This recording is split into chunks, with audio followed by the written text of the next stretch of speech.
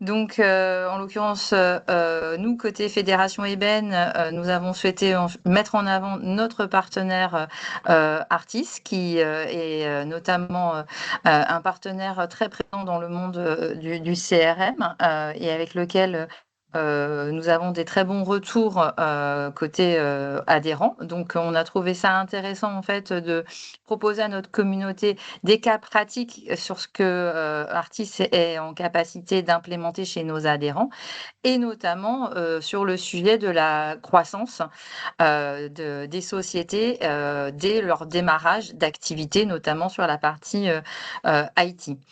La fédération Ébène, je ne refais pas peut-être le topo complet, mais représente l'ensemble des acteurs qui équipent et aménagent les espaces de travail dans leur hybridation, c'est-à-dire aussi bien les espaces de travail anciennement utilisés, les bureaux tels qu'on les a tous connus, que le bureau du télétravailleur ou les espaces et tiers-lieux, les bureaux partagés. Et dans différentes verticales métiers, donc toute la partie en fait de l'IT, des télécoms, du mobilier, des aménagements des espaces de travail, de la papeterie et fournitures de bureaux, qui est impression numérique et impression grand format, les solutions d'impression. Donc en cela, Artis est un partenaire en fait important de la fédération et je vais leur laisser la parole après cette introduction. Voilà.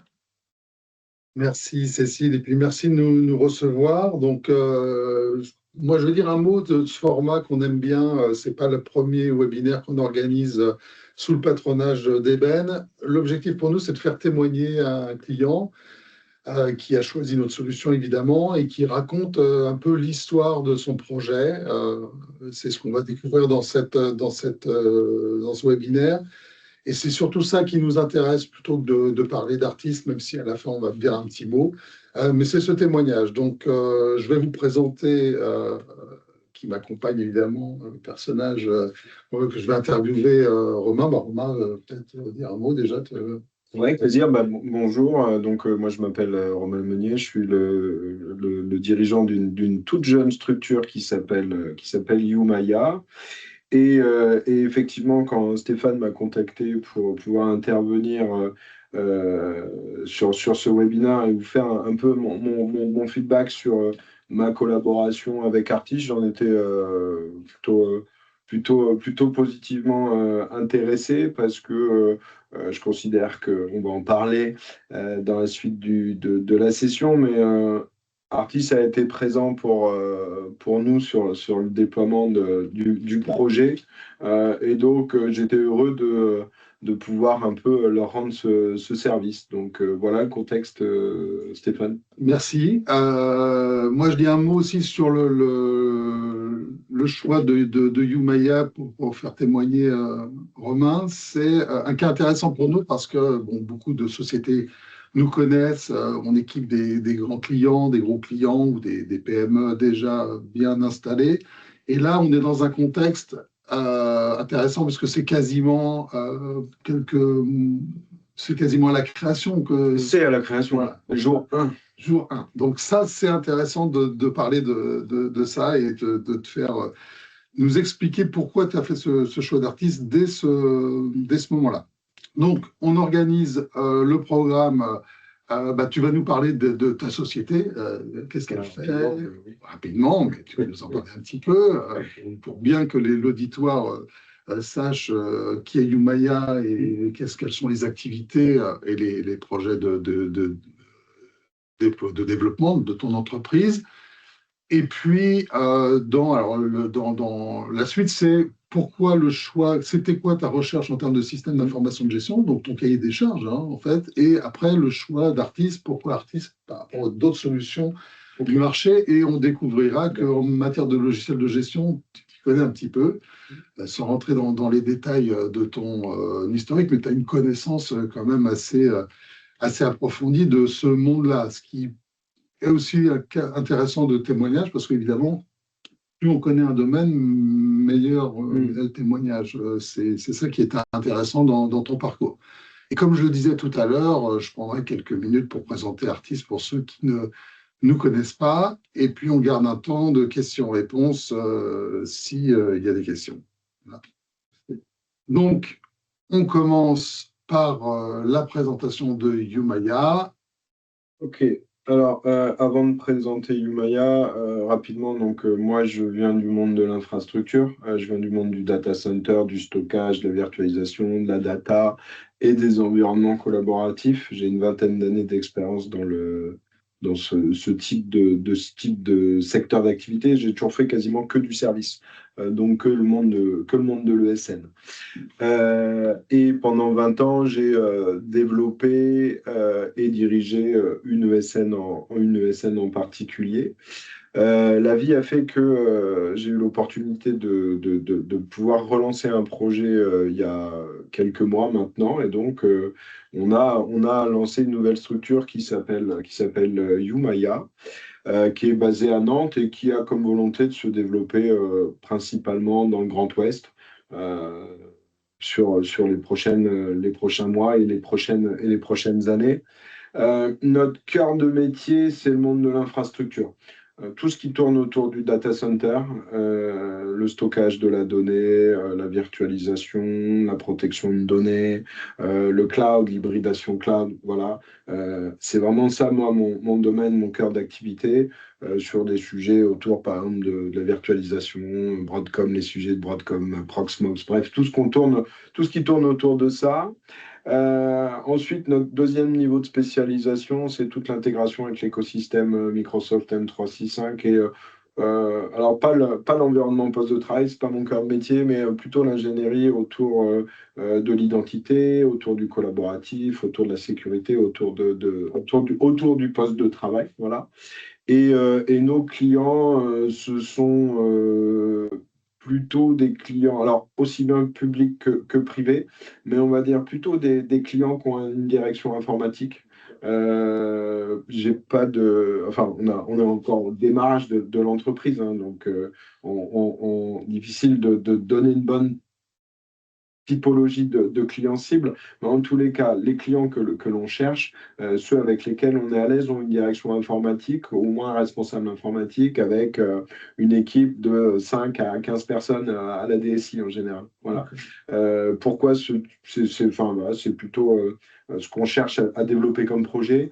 On est dans l'équipe plutôt d'un monde un peu de geek, de très technophile, et donc les projets qui vont nous voir ça, ouais, nous aider à voilà. C'est plutôt notre monde, on est très technique. Donc, on va plutôt chercher des clients qui ont une matière, un projet qui vont un peu nous challenger techniquement.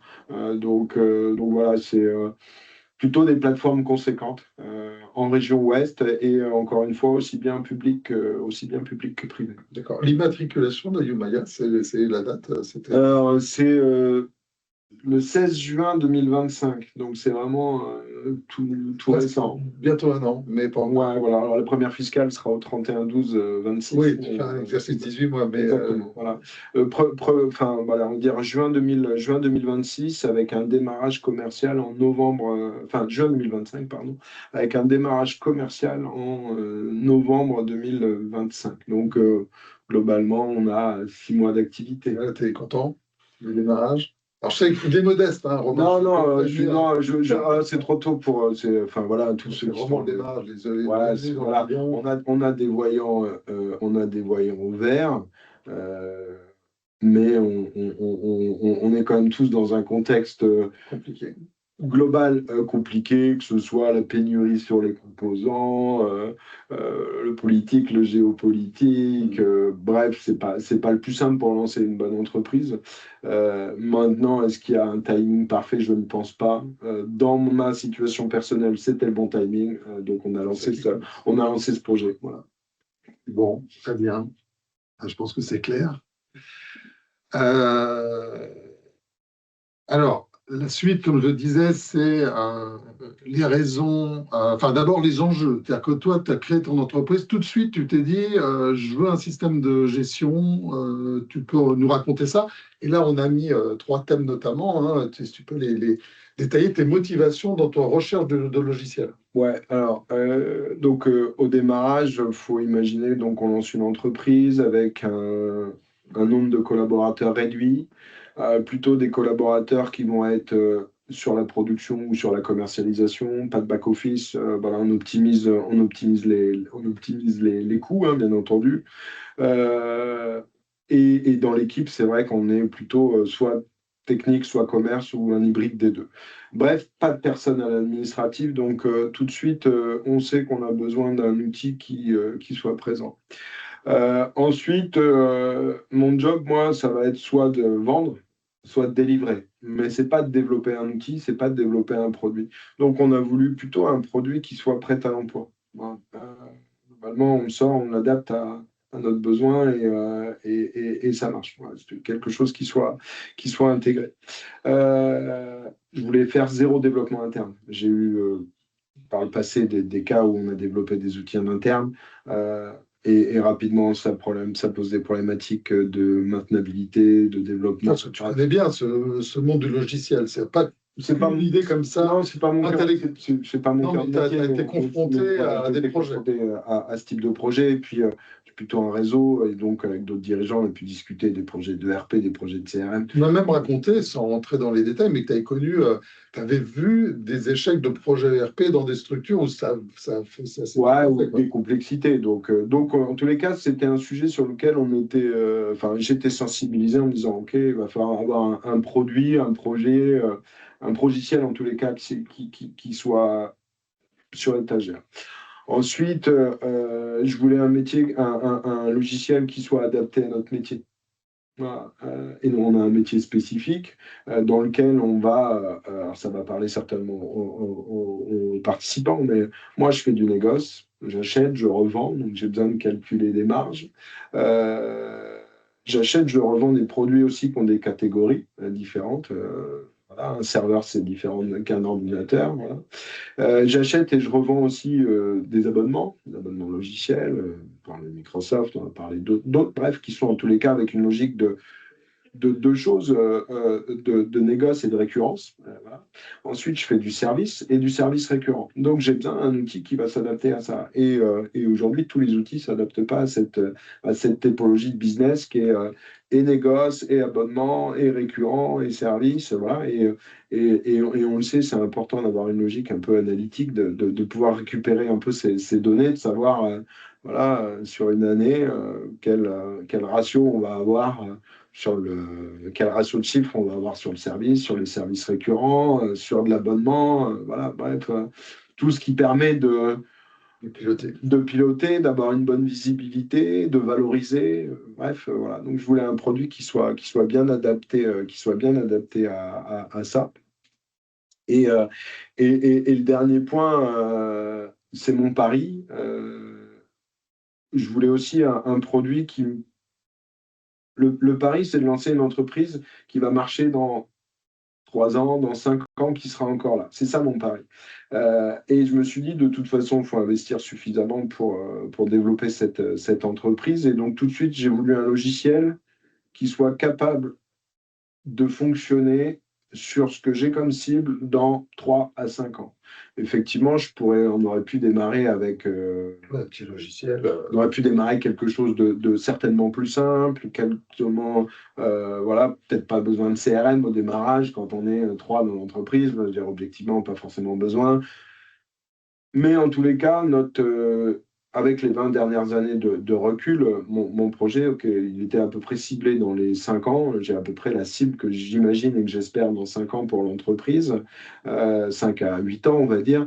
Et donc, on a cherché un logiciel qui ne réponde pas à notre cahier des charges de maintenant, mais à notre cahier des charges dans 5 à 8 ans. Ça a été ça notre réflexion. Ça, c'est pour éviter, si j'ai bien compris, d'avoir à connaître 2 projets.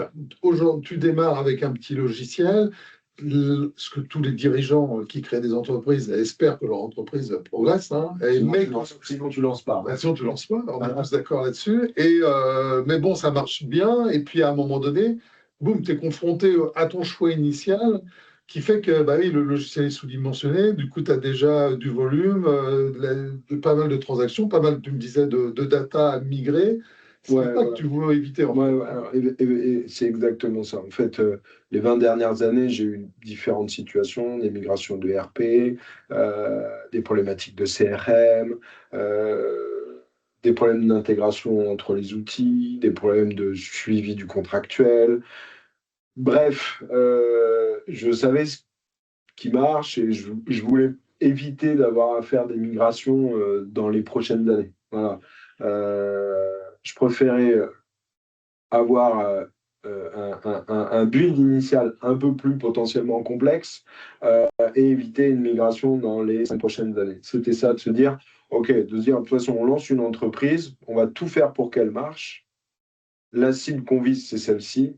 Eh ben, prenons un produit qui peut nous répondre, qui peut répondre à notre cible dans 5 ans. C'était ça la démarche, en fait, la recherche. D'où la phrase, un outil qui ne freine pas ta croissance. Il Ouais, est en place, on espère. tu développes.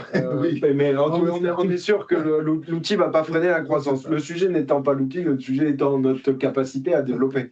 Voilà. Et en fait, de se dire, la réflexion était vraiment de se dire, on prend un outil et on va le déployer et ce ne sera plus le sujet. D'accord. Voilà. Il faut que le sujet aujourd'hui, au quotidien, pour nous, soit comment je vends, comment je délivre. Comment je vends, comment je délivre. Et pas comment je fais une facture ou Comment je monte un contrat. comment je monte un contrat. Enfin, voilà. C'était, voilà. Il y a aussi la notion de produit global. Hein. Ça, je pense que tu avais cette vision-là. Tu ne voulais pas un ensemble de logiciels interfacés les uns avec les autres, mais un logiciel qui, mis à part la compta, de toute façon, la compta elle est externalisée, je suppose, Ouais, chez un exactement. cabinet, mais tout l'opérationnel se trouve dans un logiciel. Ouais, exactement. Je voulais presque que le process order to cash soit dans le même outil et qu'on puisse éviter les ressaisies. Ouais, exactement. Encore une fois, on démarre, on est une toute petite équipe. Il faut qu'on gagne du temps au quotidien et donc l'idée c'est vraiment de se dire ok, je saisis dans le CRM et puis je fais mon suivi d'affaires et puis de mon suivi d'affaires je peux générer un devis, je peux générer une commande, je peux générer une commande fournisseur et puis je peux générer une facture. Bref, c'était un peu ça l'idée qu'on avait quand on a fait un peu, enfin quand j'ai travaillé sur mon cahier des charges.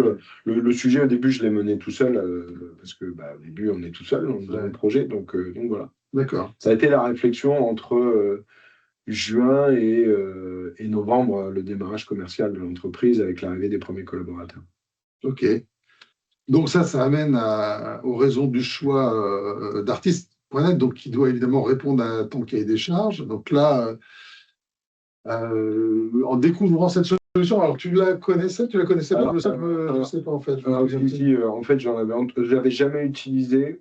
J'en avais entendu en bien dans le contexte de mon ancien métier. Je connaissais des gens qui utilisaient Artist de manière importante en termes de nombre de collaborateurs, avec plutôt un bon niveau de satisfaction. Donc voilà. Et ensuite, sur la place nantaise, il y avait un de mes confrères pour qui j'ai un profond respect sur leur métier et sur leur croissance depuis les 20 dernières années, qui, il me semble, ils ont fait un témoignage pour nous. On peut pas le citer, on peut le citer. Moi, je connaissais, j'avais vu un webinaire que vous aviez fait qui s'appelle Dynamips. Voilà, et c'est une structure pour laquelle j'ai plutôt un respect important sur ce qu'ils ont fait les dernières années. Et donc, je me suis dit, si ça répond à un besoin de dynamique, ça peut répondre à un besoin d'un petit Youmaya à côté. D'accord. Et tu t'es pas dit, cette solution, enfin, après, tu as pris contact avec nous, tu t'es pas dit, elle risque d'être trop grosse ou comment ça s'est passé Si, mais qui peut le plus, peut le moins, quoi. C'était un peu de cette démarche-là, de se dire. Et d'ailleurs, c'est le témoignage de Dynamique, c'était intéressant, il me semble. Il y avait ADN aussi qui avait témoigné, qui était une petite structure qui a. Non, tu n'avais peut-être pas vu celui-là. Moi, j'ai vu que celui de Dynamics. On avait Dynamics. fait aussi avec Eben. Okay. Non, j'avais vu que celui de Dynamics. Je crois que c'était Florian, c'était pas Arnaud, c'était Florian, qui expliquait ses choix. Et effectivement, il faisait un comparatif avec une solution sur laquelle il devait faire du développement. Ouais. Et ça avait été clair. Moi, je voulais faire zéro développement. Et c'est son témoignage. Je me suis dit, bon, ok, il est intéressant. Voilà. Donc, c'est la logique de se dire, ok, Artist fait le job. Et puis après, on a testé, on a eu des échanges, des échanges avec vous.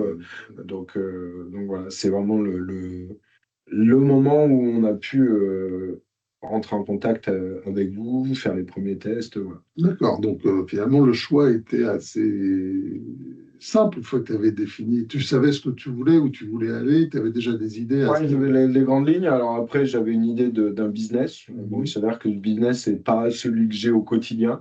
Ça, c'est intéressant parce que tu m'as raconté ça l'autre fois, c'est que ce que tu me disais, c'est que tu avais un modèle de développement qui n'est pas exactement celui qui se produit, mais le logiciel, Ah oui, oui, oui, lui, oui. il s'adapte. Ouais, en fait, moi, j'avais imaginé un business plus transactionnel, un peu moins projet. Et donc, quand on fait du business transactionnel, il faut quand même un outil qui va te permettre de gagner vraiment du temps parce que plus tu as de transactions, plus tu y passes du temps, et théoriquement, moins tu as de marge Oui. par transaction. Donc, moi, je voulais quelque chose qui soit extrêmement automatisable. Ça, c'est la référence sur la diapo pour ceux qui nous écoutent, au connecteur TD Synex, en fait. Ouais, c'est notamment l'accès au catalogue article. Exactement. Pour la partie licence. Exactement. Comme ça, c'était un business, parce que quand tu développes une entreprise, faire un PNL ou un business plan, bah, tu pars d'un existant, tu fais varier. Quand tu crées, tu as un peu une logique que tout le monde va comprendre, un peu de doigt mouillé, en disant bah, la théorie, elle est là, et, voilà. Et dans la pratique, ça s'adapte, c'est pas forcément ce qui se produit. Et donc, on a un business plus projet transactionnel aujourd'hui. Ce qui me va très bien, hein, c'est plus mon cœur de métier, donc ça me convient. Et donc l'outil s'intègre parfaitement. Mais en tous les cas, si demain je dois accélérer sur du transactionnel, c'est prêt, en fait. Ouais, c'est prêt. Et si la logique du portail client était aujourd'hui un point important, aujourd'hui les clients sont habitués, que ce soit une PME, une ETI, une collectivité, ils sont habitués à avoir un portail qui est fourni par un fournisseur dans lequel ils vont gérer leurs services, quel qu'il soit, de manière générale, soit de la téléphonie ou autre chose, peu importe le type de service. Et donc, moi, je voulais une solution qui me permette de mettre à disposition mes clients un portail dans lequel ils vont pouvoir avoir accès à leurs différents services, catalogues, gérer les factures, avoir un suivi de commande, les tickets dans le cadre où on fait de l'ITSM et la CMDB. Bref, ça, c'était un point fort dans mon cahier des charges. Okay. Donc la deuxième partie, si on l'a un peu répondu un peu avant, hein, c'était qu'en fait, tu as constaté que Artis.net, même si la trajectoire d'entreprise n'était pas exactement celle que tu avais prévue, bon, c'est pas grave, puisque de toute façon, tout est déjà dans le logiciel. En fait, le sujet aujourd'hui, c'est de développer l'entreprise. C'est pas d'avoir la brique outil. Notre système d'information aujourd'hui, on peut baser, on est quelques collaborateurs aujourd'hui, on peut faire x10, j'ai pas de problématique de mise à l'échelle.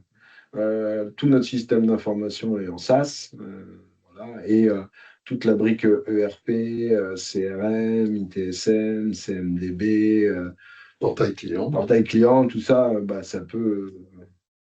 Je suis sûr que tu seras ravi d'adapter mon abonnement. C'est possible. En tout cas, nous, on pourrait l'envisager. Non, on ne souhaite que ça, évidemment. Très bien. Et ouais, l'automatisation aussi, c'est un point.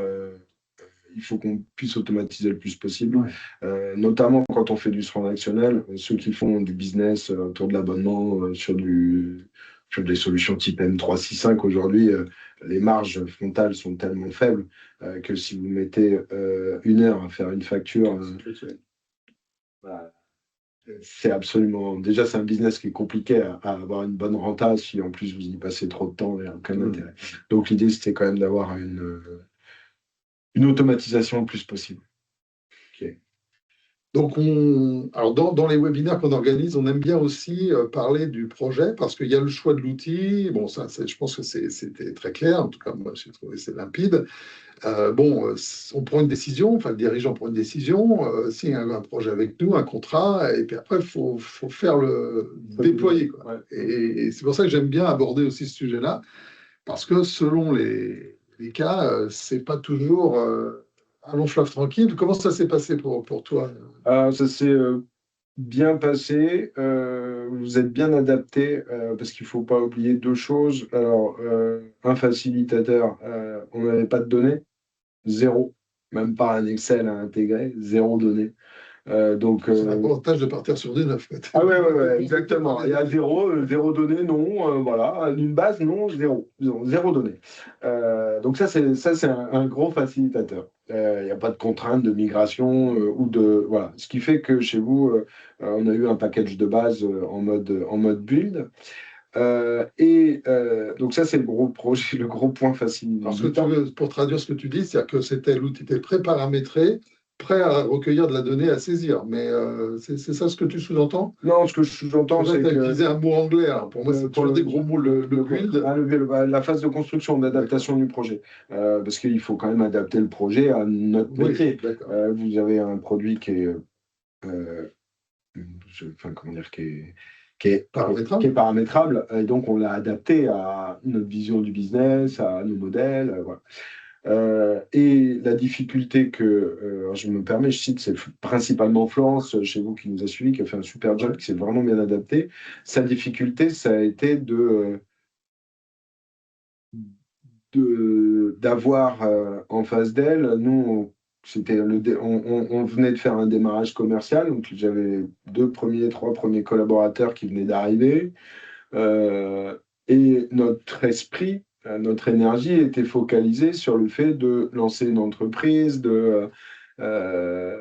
mais notre esprit n'était pas focalisé sur déployer un outil. Ouais, bien sûr. Parce qu'on a fait ce déploiement à partir de novembre, décembre.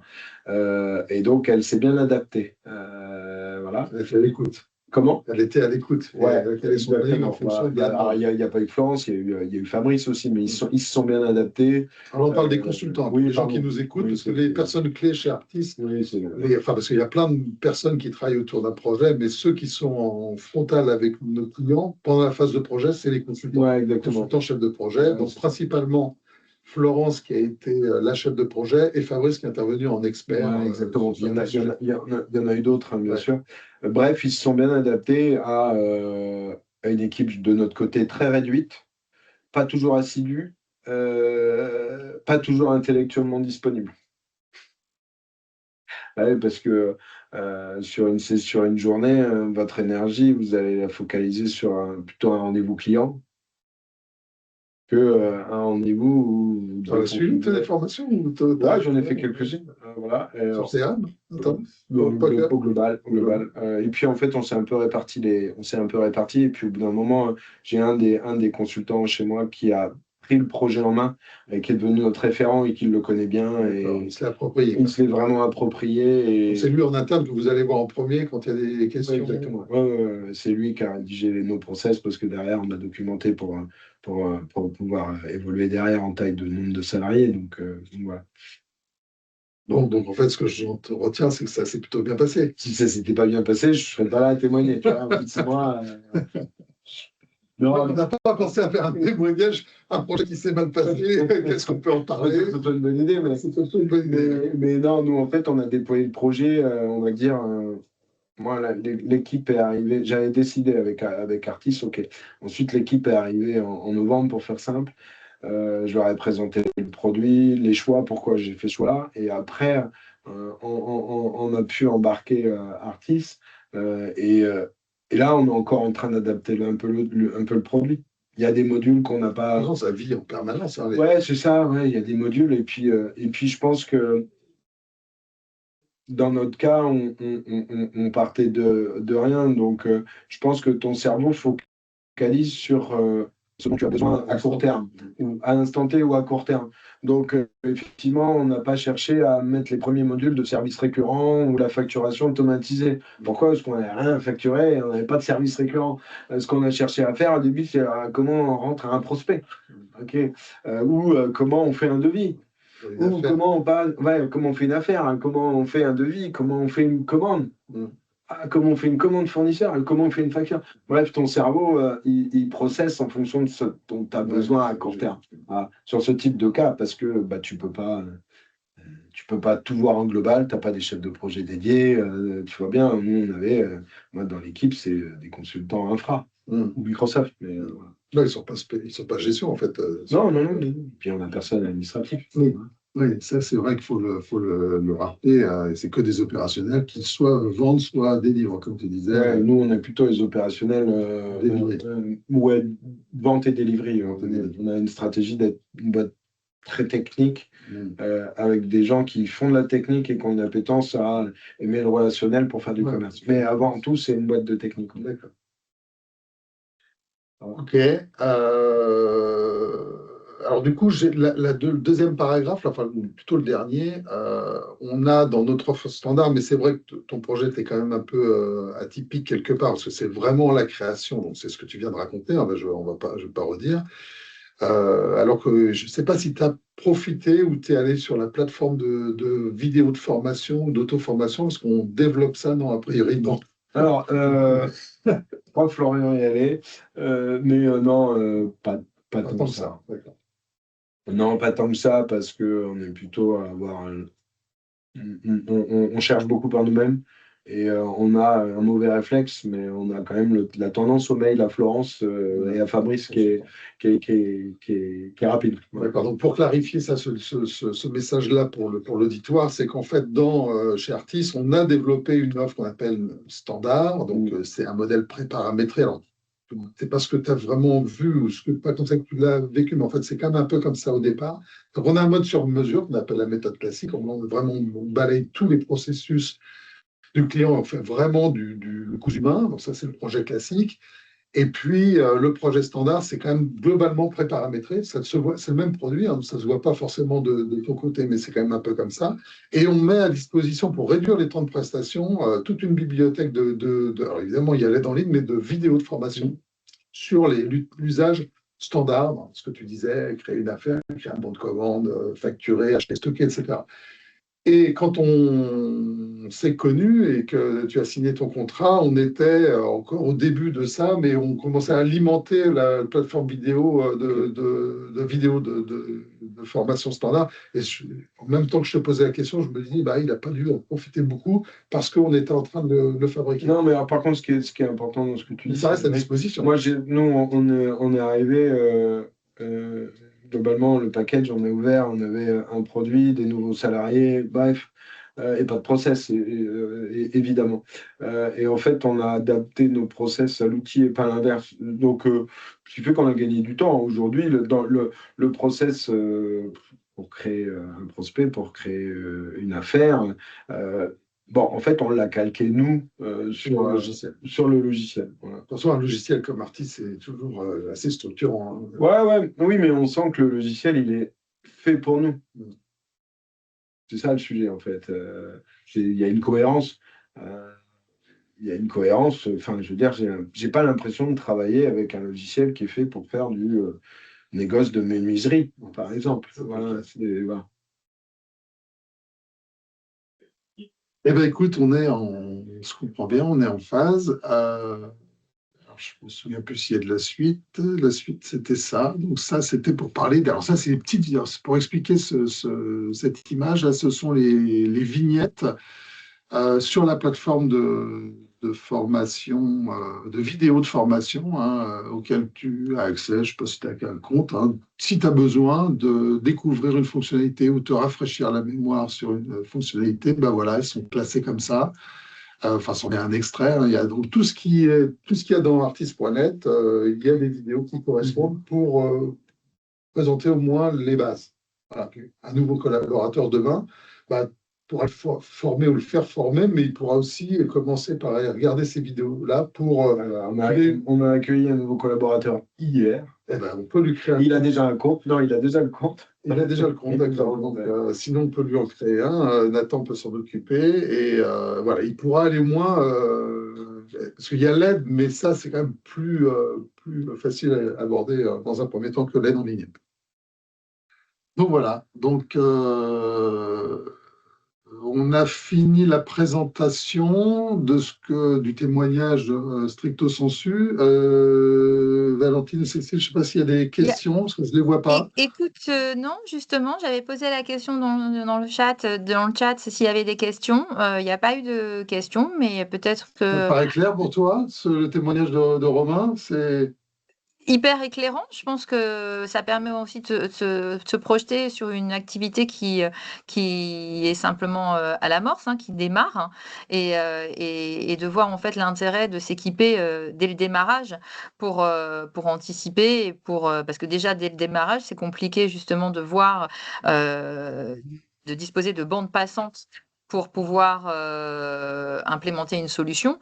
Donc, quand on est en plein dans le rush et qu'on est complètement déjà dans nos activités, je pense que c'était ça aussi qui était intéressant. Je ne sais pas si vous partagez, oui, mais c'était tout à un peu fait. l'idée, quoi.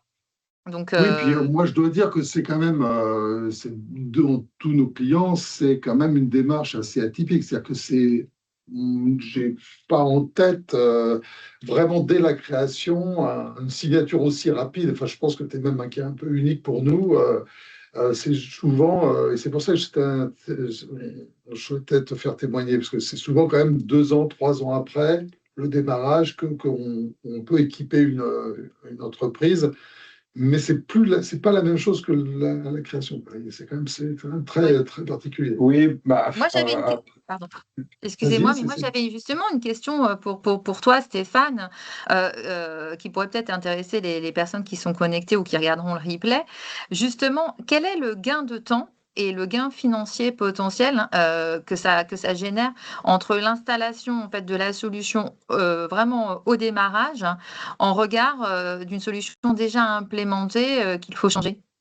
Ouais, c'est une très bonne question, mais c'est assez important. C'est-à-dire que, bon, Romain l'a évoqué, il y a tout un volet déjà du projet dont on s'affranchit, c'est la partie reprise des données ou migration de données. C'est-à-dire on prend les données de l'ancien système et on les injecte dans notre logiciel.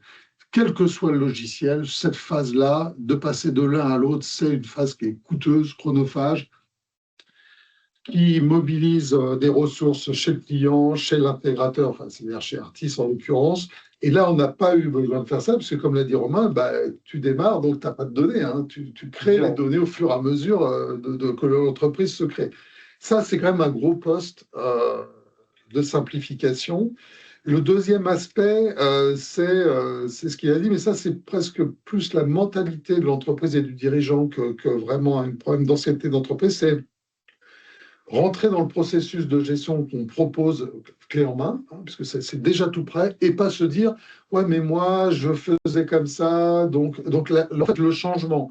Là, il n'y a pas de changement puisque c'est une création. Donc, on démarre à zéro. L'entreprise démarre avec un nouveau logiciel. Donc, il n'y a pas d'habitude de prise. Donc, il n'y a pas de résistance des utilisateurs. Donc, cet effet-là quand on... Et en plus, moi, il n'y a pas d'utilisateur. Donc, il y a vraiment zéro. Ah, il y a quand même un peu...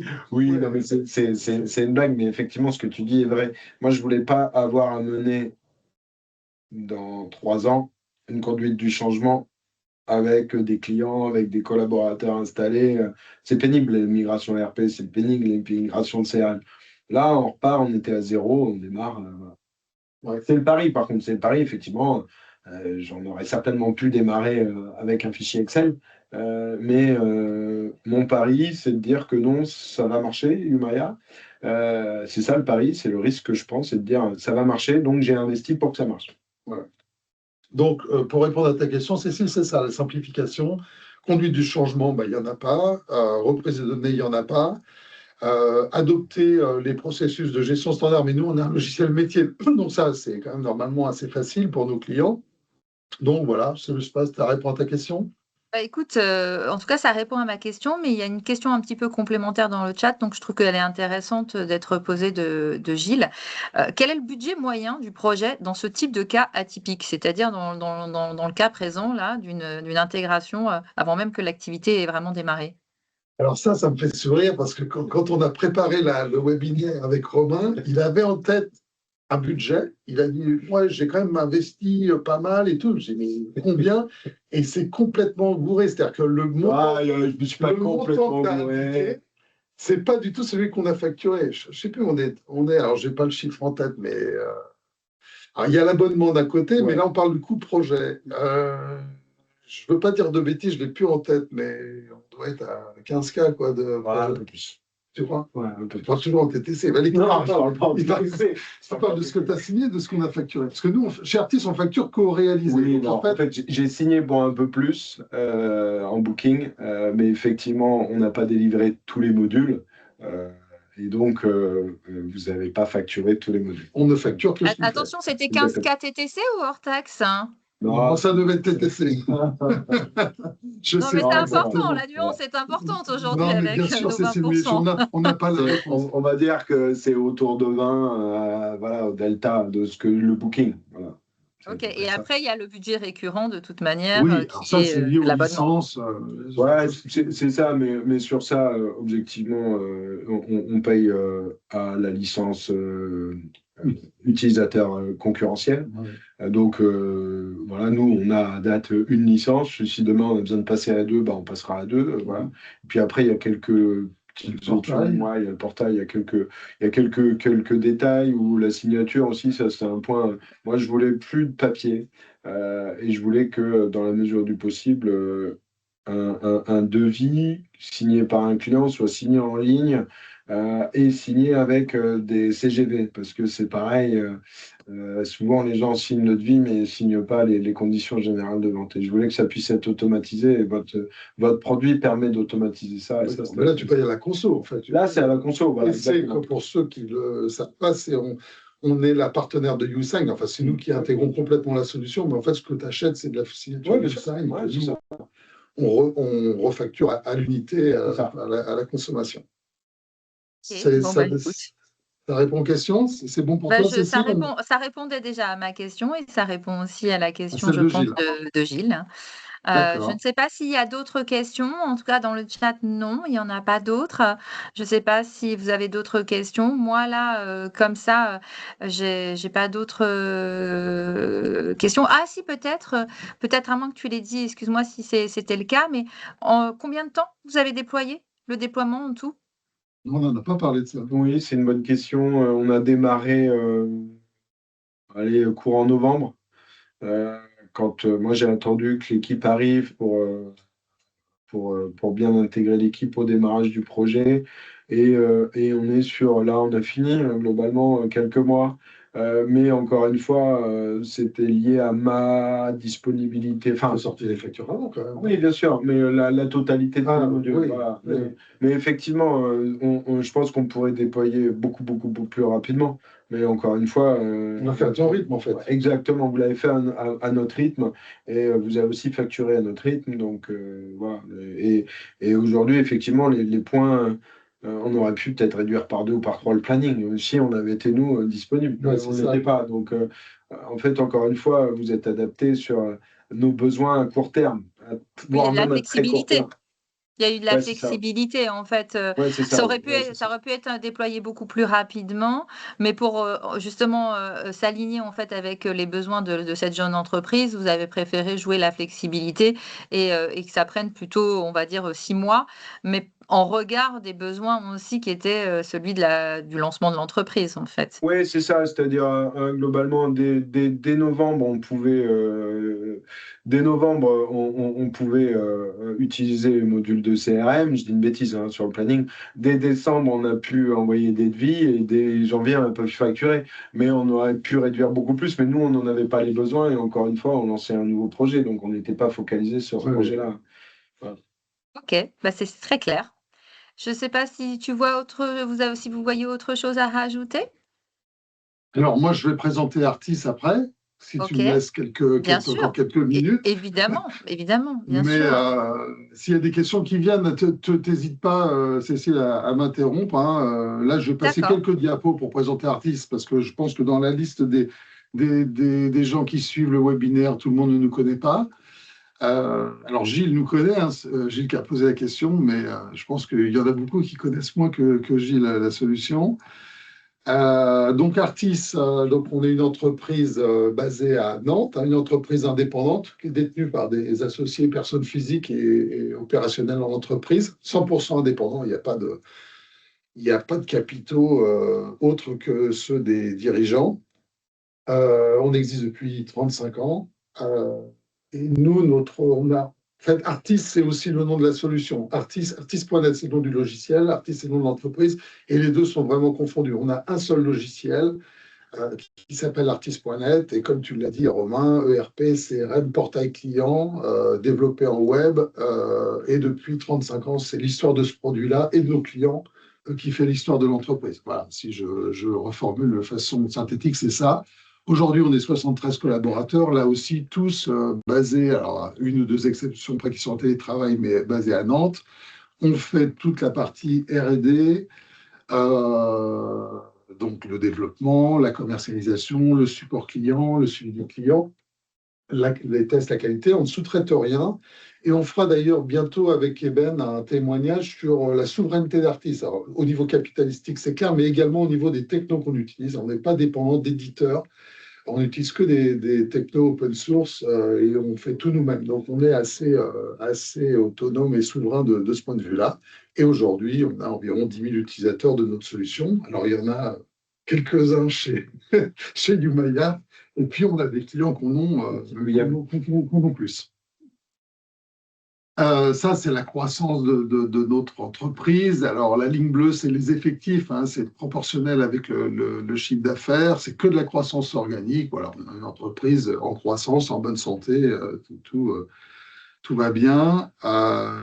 J'avais prévu, mais je pense que je vais le passer, c'était la diapo d'après, qui est une petite vidéo de présentation animée du logiciel. Ce que je propose à l'auditoire, si ça les intéresse, c'est d'aller sur YouTube et de lancer cette petite vidéo. Elle dure 3 minutes 50 et c'est une démonstration accélérée de ce qu'il y a dans Artis.net. Donc, depuis le marketing, les campagnes marketing, le CRM, la création d'affaires. Alors, tu n'utilises peut-être pas encore les campagnes marketing, je suppose, mais tu peux. On ne les a pas utilisées encore. Voilà, tu peux. Donc, évidemment, c'est à partir des prospects, on génère des actions en masse pour les commerciaux. Puis là, on peut chaîner sur la création d'affaires, le devis, la signature, la commande, la facturation. C'est ce qu'explique cette vidéo. Je vous en fais grâce parce que je vois que le temps passe et donc on va gagner un petit peu de temps. Et vous avez le lien sous la vignette.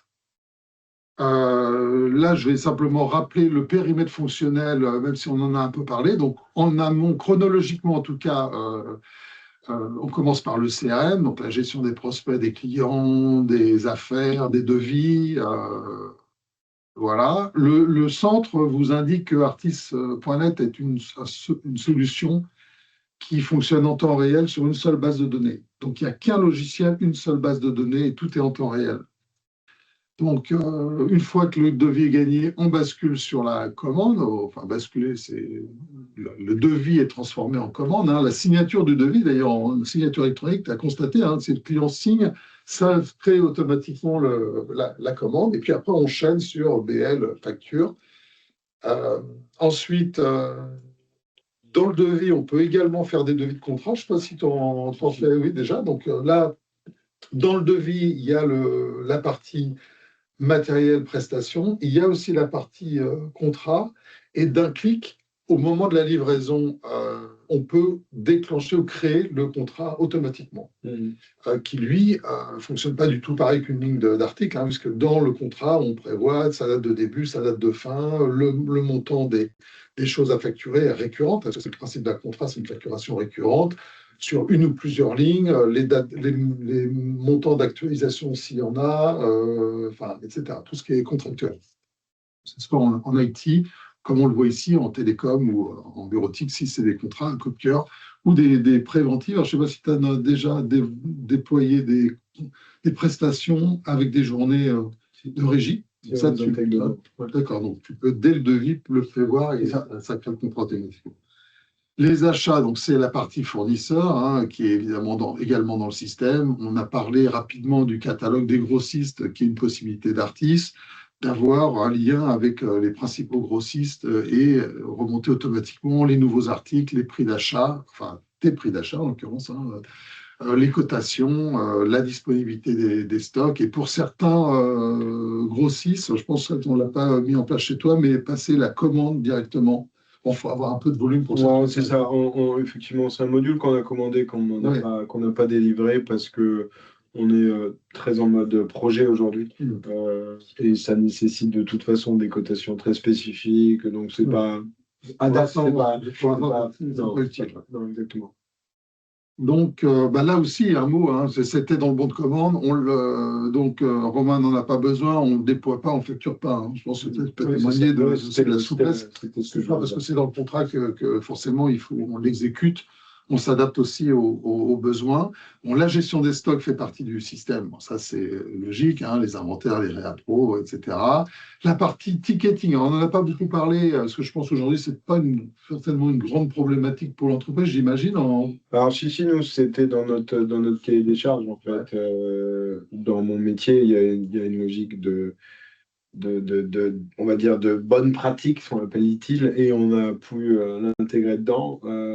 Et donc, aujourd'hui, ça nous permet d'avoir un bon suivi des assets chez les clients et puis de la gestion de leurs demandes, de leurs incidents.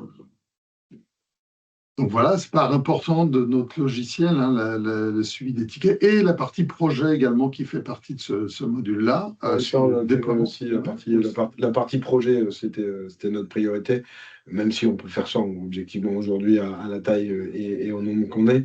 Mais l'idée, encore une fois, c'était de pouvoir mesurer la renta des projets directement. Voilà. Exactement, puisque suit ce point-là, le pilotage des affaires qui permet une vue globale du début jusqu'à la dernière facturation de tout ce qu'on a fait dans le cadre d'un projet, pas seulement de ce qu'on a facturé, mais aussi les coûts, les temps passés, etc. Donc, il démarre du CRM et puis qui suit après sa vie qui continue dans l'ERP. Alors, quand je dis ça, c'est une formulation qui est un peu fausse techniquement, parce que ERP, CRM, hein, c'est le même logiciel en réalité. Hein, c'est juste une question de rôle et de tâches. Hein. On démarre dans le CRM parce qu'on fait des devis, et après on termine dans le ERP parce qu'on fait des factures. Mais on est dans le même logiciel, hein, pour donner un peu plus d'explications. Des applications mobiles pour les techniciens, mais également pour les commerciaux. Alors, je ne sais pas si tu l'utilises ou pas encore. Non, parce que c'est pas, on l'a testé et en fait, on a les portables tout le temps, l'appli web. On n'a pas besoin. Enfin, elle est gratuite. Hein, oui. Non, en fait, je comprends l'intérêt. C'est plus commerce. Plus commerce ou plus sur un business on va dire. De chasseur, ce que je veux dire, de technicien, hein. Quelqu'un qui va faire 15-20 interventions dans la journée ponctuelle chez un client. D'accord. Je ne parlais pas de la même, hein, Romain, là, parce qu'en fait, on a deux applis mobiles. On a une appli pour les techniciens, donc effectivement, qui n'est pas forcément, c'est plutôt l'appli bureau mobile qui est sur PC ou Mac que tu peux utiliser ou que tu utilises toi. Mais là, il y a aussi une appli CRM, pour le business. Ok, portable. D'accord. Tu vas t'installer si tu le souhaites, parce que celle-ci est gratuite. Et puis le portail client dont on a déjà parlé, donc c'est un portail multi-service, saisie de tickets, consultation des factures. Alors ça va basculer sur la facture électronique quand tu feras le choix d'y aller. Hein. Artis, évidemment, on est en pleine phase de développement de thèse de la facture électronique pour être conforme dès le 1er septembre 2026. Ça, je pense que ça intéresse certainement les gens qui nous écoutent. C'est une obligation fiscale et légale, donc il faut bien que le logiciel soit prêt. Donc, il sera prêt pour certains de nos clients qui vont basculer dès le 1er septembre. Ça, c'est l'effet de la taille. Hein. On a quelques clients qui sont concernés, donc c'est obligatoire pour eux. Et on va proposer tout simplement la migration de la facture qui aujourd'hui est publiée sur le portail. Elle sera déployée sur la plateforme agréée partenaire d'Artis. Okay. Bon. Et puis toi, côté achat, tu pourras aussi choisir Artis pour être ta plateforme pour récupérer tes factures d'achat opérationnel. Un point dont on n'a pas parlé, moi je fais un peu de public et quand on fait du public aujourd'hui, il y a le Chorus. Et c'est assez intéressant de pouvoir automatiser le dépôt Chorus. Ça marche bien. Au moment où on veut envoyer la facture, on met ceux qui font un peu de Chorus Pro et le public savent qu'il faut une rigueur pour pas avoir de problématiques de paiement et de délai de paiement, enfin de rejet de manière générale.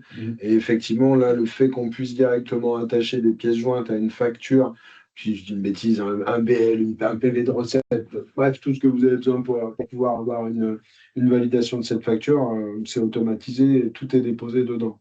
La facture et ses annexes. Donc ça, c'est quand même un gain. Voilà. Au début, on vérifiait les premières, et maintenant, on sait que ça marche, donc on ne vérifie plus. Bah, ça, la facture électronique, c'est un peu l'extension du chorus à toutes les entreprises privées en B2B. Hein, donc, on est évidemment sur le sujet et c'est intégré à notre offre. Voilà, sur la présentation d'Artis. Cécile, sauf si tu as des questions qui sont apparues depuis. Non, pas de questions. Pas de questions. Donc, Il n'y a pas j'en eu de déduis que questions. c'était clair. Enfin, Mais c'était très clair. C'était très clair. Écoute, C'était très clair. il me reste moi à vous remercier, Ben et Cécile, Alantine, de nous avoir permis de faire cette présentation. Puis surtout remercier Romain de son témoignage qui, j'ai trouvé, était intéressant et très clair aussi. C'est bon pour... Je vous remercie tous et je vous souhaite une excellente journée à tous.